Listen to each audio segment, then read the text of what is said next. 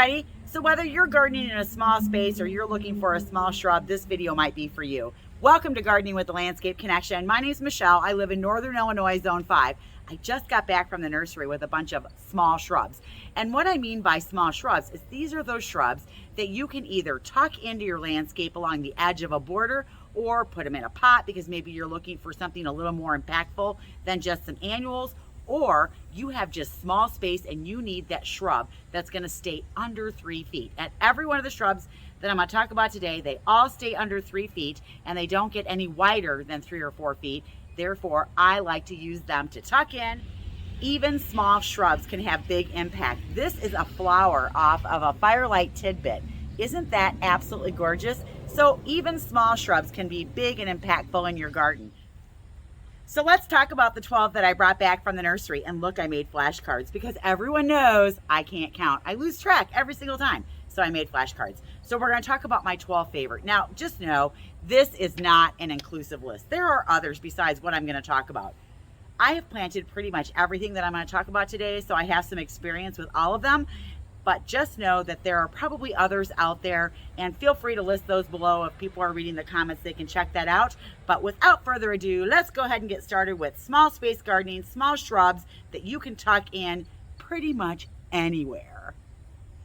Are you guys ready to talk about my beautiful baby shrubs? So let's start with number 1. All right, look, I made you flashcards because everybody knows I lose count when I'm doing this, so I have to have flashcards to keep me in line. And 2, I have a hard time saying the Latin names. I usually put the syllables in the wrong place, so I like the flashcards so that you can see what it actually is spelled like. And then you're totally entertained as I try to pronunciate them and get it wrong. So this one is Aronia melanocarpa, or a low scape mound chokeberry. And this is a proven winter shrub. I love this shrub. It has a nice, tidy, neat mounding habit. Isn't it great? And look at those glossy, green, shiny leaves on there. Now, you can use this as a ground cover shrub if you want, or you can just plant one, but you can really just tuck them in someplace. They get this really nice red foliage on them in the fall. They grow in zone 3 through 9. They'll grow in part shade or sun, and they bloom on old wood. They're only going to get about 2 by 2 max, so they might be a little bit smaller than that, but 2 by 2 is about what you can count on. You know what? This thing thrives pretty much anywhere though. Cold climates, hot climates, wet soil, dry soil. I mean, it is super easy to grow. So if you're looking for something easy to grow, reliable, hardy, this might be the one for you. So this one needs very little care. And if you're going to prune it, you're going to prune it right after it's done flowering. But just know if you do that, you'll cut all the little pretty berries that it gets all over it. So if you don't want the berries, then make sure you prune it. But if you don't care, I don't prune mine at all. I'm actually going to be planting some of these over in my new landscape area at the house, so I'm pretty excited. This little bitty guy, you can tuck it in pretty much anywhere and or put it in a pot, or if you have small space and you don't have a lot of room, this is a good one. 2 by 2, that is really small. Number 2 on my list is the Panico Hydrangea from Proven Winners. It's the Firelight tidbit. This shrub is gorgeous. It's only going to get 2, maybe 3 feet high by 3 feet wide. So it's a little bit wider than it is tall. When the flowers first emerge, they're lime green, then they age to white, then they start to turn pink. But then as they really start to age more towards fall, they get like this really super dark pink, like the inside of a dragon fruit pink. Absolutely fabulous. Okay, but the show's not over because this foliage also changes color and it's like this orange, burgundy, red color. So these are fabulous to put into the landscaping either as a specimen plant or maybe in a mass planting in a pot. Absolutely gorgeous. This guy blooms on new wood, so when you prune it, you're going to prune it either in late winter after it's gone dormant or early spring before the buds burst. I fertilize mine in the spring and I really don't do anything else besides that to it. This thing is absolutely fabulous. So if you want to try a smaller hydrangea, Firelight tidbit is one that I would highly recommend. So I thought I had some of these left at the garden center, but I think I sold out this weekend. So I had to come home to show you this one. This one has been in the ground for about a month. Now this is the smooth hydrangea. It's an incredible wee white by Proven Winners, and it is the very first dwarf Annabelle type hydrangea in the world. It grows in this nice, tidy, mounded habit. Each flower, when it emerges, it's like this soft blush pink. Then it changes to white, and this whole thing is just covered with flowers. It starts blooming probably right around 4th of July or a little bit after that. It continues through frost, and then new flowers just keep appearing on it the whole time. This plant actually did win the 2018 Direct Gardening Association Green Thumb Award, and so it's been around for a while, but I just got them this year, and they bloom on new wood. So I can cut this to the ground at the end of the season, and it's going to come back next year. It's only going to get 2.5 feet high by 2.5 feet wide, so really super small. Going to tuck right in. I planted mine with this beautiful areola Hakone grass, or Hakonakloa Japanese forest grass. I just love this. And I'll tell you, when I prune this, I'm going to prune mine probably maybe right there to the ground, 12 inches from the ground every year, and that way I can do my leaf cleanup in here. This is going to be a big mat of flowers on it. For me, I prune these in the fall and I fertilize them in the spring. So there you go. Number 3, smooth hydrangea, incredible wee white. Number 4 on my list is a Woodgelia, and it's My Monet by Proven Winners. This little baby only gets 1.5 to 2.5 feet tall and wide. Now, it has the smallest growing zone, only growing in zones 4 through 6. But check out that variegated foliage. If you can grow this, it is certainly worth it.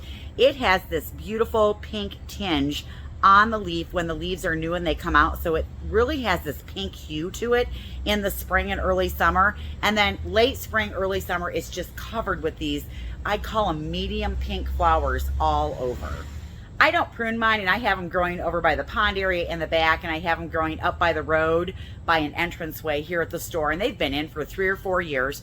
And if you want to prune it, you're going to prune it right after it's done flowering. Now, one of the things that these are notorious for is every once in a while you'll get one and you'll get green growth that will grow out of it, and it's reverting back to kind of that parent plant. Just prune that out and you'll be totally fine. They don't all do that, but some of them do, some of them don't, and I just prune it out when I see it. So Woodgelia, My Monet, number 4.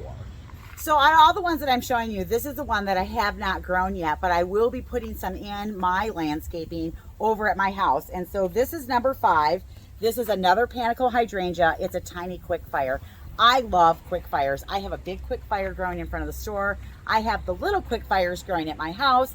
And the Quickfire Fab just came out, and I planted a couple of them in the landscaping here at the store. And now I've got this little tiny Quickfire. I can't wait to put this in and just tuck it in someplace. So this one I don't know a lot about, so I'm actually going to read what I typed up about it. So this is going to get anywhere from 18 inches to 3 feet tall, and then maybe 2 to 3 feet wide. It grows in zone 3 through 8. It's going to grow in part sun or full sun. Now in the south, again, on any of your paniculatas, we're talking zone 7, 8, 9, you probably have to protect it from the hot afternoon sun. So just know that morning sun would probably be fabulous down there. This one here was introduced in 2021. So I actually just got my hands on some of these this year, at least at my garden center. It was the first time that any of my growers had them, so I snatched them up. And anytime I put them out front for sale, they're gone like within a week. So I have to keep restocking these, and I probably will through the rest of the year as long as my growers still have them. So this is that really cool one. I'm going to tuck 3 of these in. The other thing I like about the Quickfires is it does bloom earlier than all the other hydrangeas. So it gets this really long bloom time. It starts out lime green, turns white, ages to pink. Then it gets like this plummy or, let's see, what, mauvey pink is the color I'm thinking of as it ages. So absolutely gorgeous. So another Quickfire to add to my collection, one of my favorite hydrangeas. So this one is tiny Quickfire. Yay, I love this. Topping up number 6 on the list is a Hypericum. That word right there, Calamianum, I can't say it. It's a St. Johns Wort, and I love these. These are actually native to the Great Lakes area, which is where I live. So you see these around here, and I don't know if you're going to see them in other places, but we certainly grow them here. I love these because it's a yellow flower in the summer, and it is blooming in part shade or full sun. So when I'm looking for something to brighten up the shade in the middle of the summer, this is a great plant. And I love the foliage on it. The texture of this is beautiful. I do have one little lone flower that's blooming on here. Look at that pretty little flower. I just think that that's gorgeous. Oh yeah. They typically start blooming around the end of July, and they bloom probably through mid-August, maybe a little bit later, and they're kind of sporadic after that.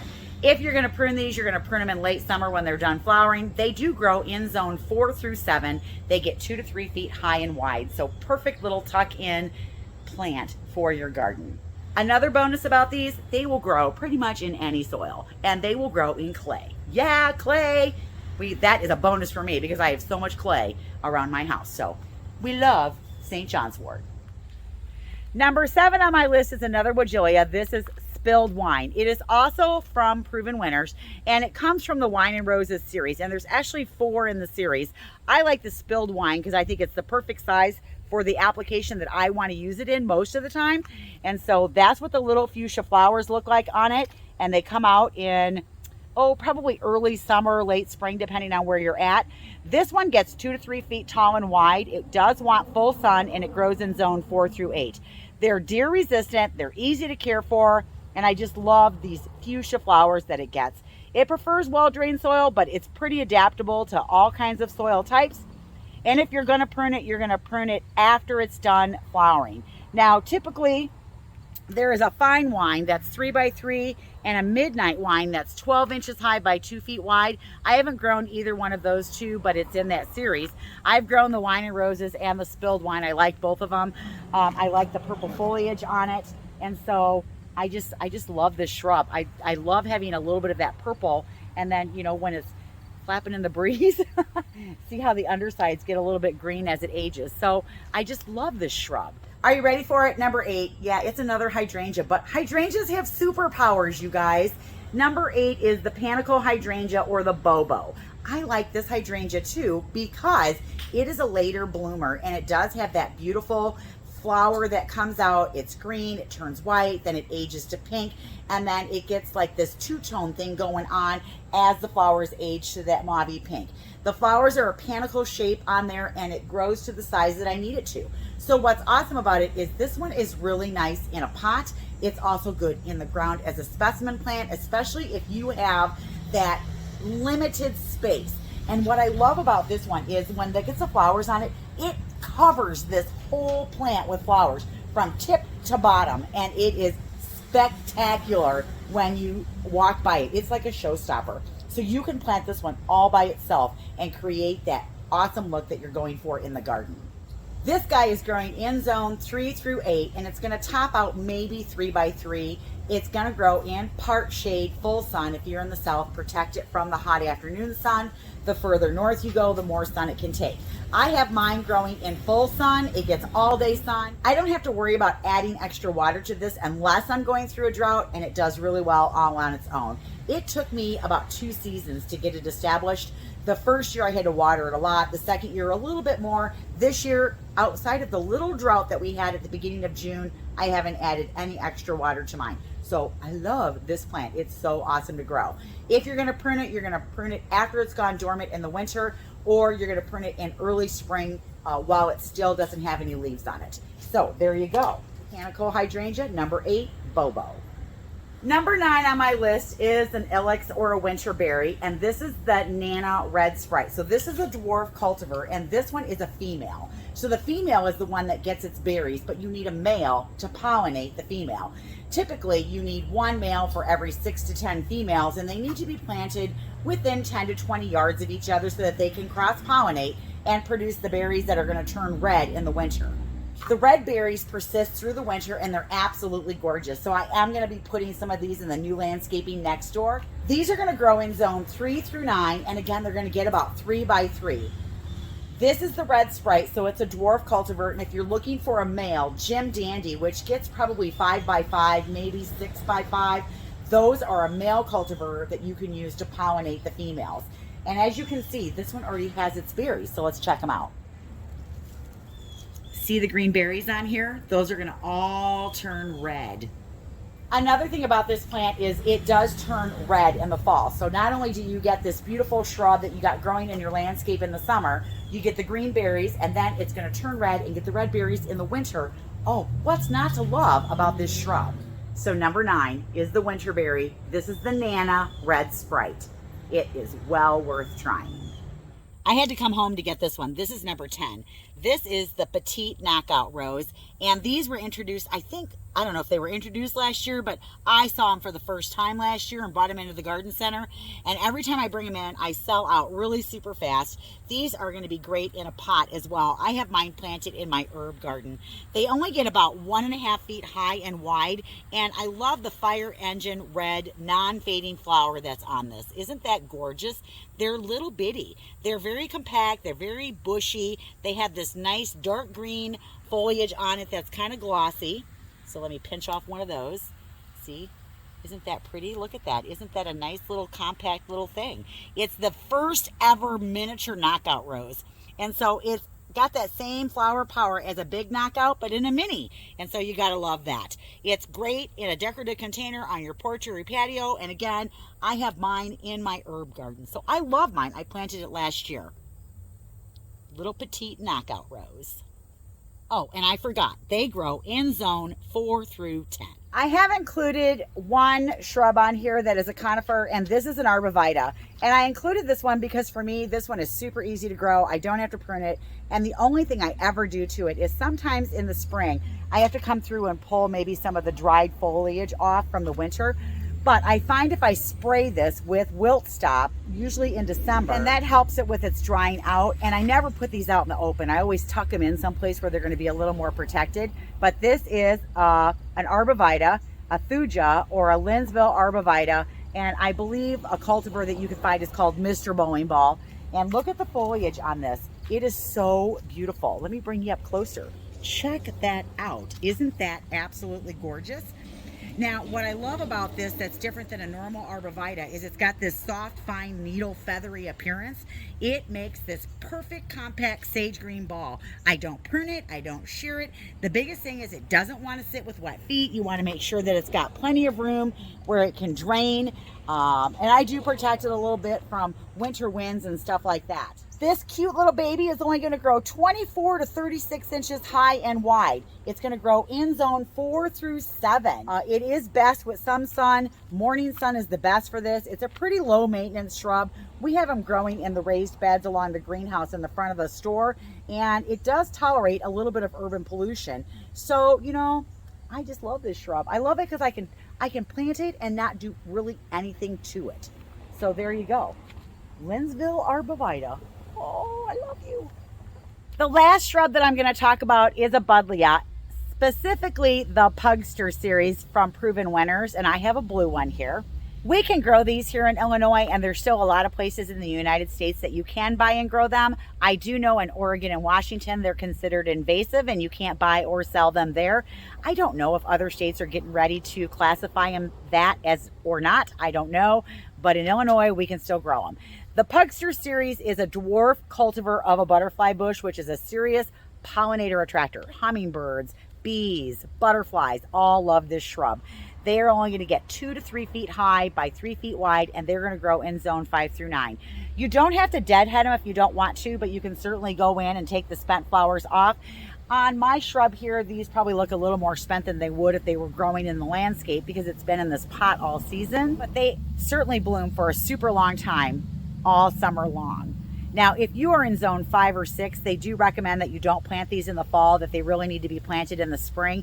And just a few tips if you're thinking about planting a butterfly bush. 1, plant it high. If you want to kill your butterfly bush, sink that thing into the ground as low as you can get it, and I guarantee you it will croak because it does not want to stand in any kind of water. It needs that water to drain away from the roots.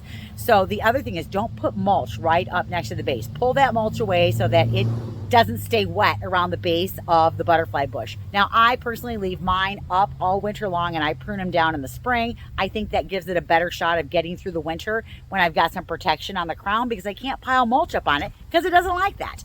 So I think if you just follow those few simple rules, you'll have good luck with them. I think they're worth trying in the landscape, and this is certainly one that you can tuck in for some serious flower power. All right, so I got to get the rest of this unloaded over into the hoop house and get it watered. It's going to be 96 degrees today. It's going to be 100 tomorrow and 102 the day after that. So we got to get these guys in the shade, get them watered, and then hopefully we'll be planting them in the next 2 to 3 weeks. I hope that this video was helpful, and I hope you enjoyed our video on the small shrubs and that there was one that you can find that you like to tuck into your landscaping or maybe plant in a pot. or maybe you don't have any space and you're looking for a specimen plant that will work for you. I know this is just 12 of them, and I'm sure there's others out there, but maybe there was one that will help you. So I'm Michelle. Thank you so much for watching. You guys keep on gardening. Stay cool out there. Stay hydrated. Have a great day. We'll see you in the next video. Bye.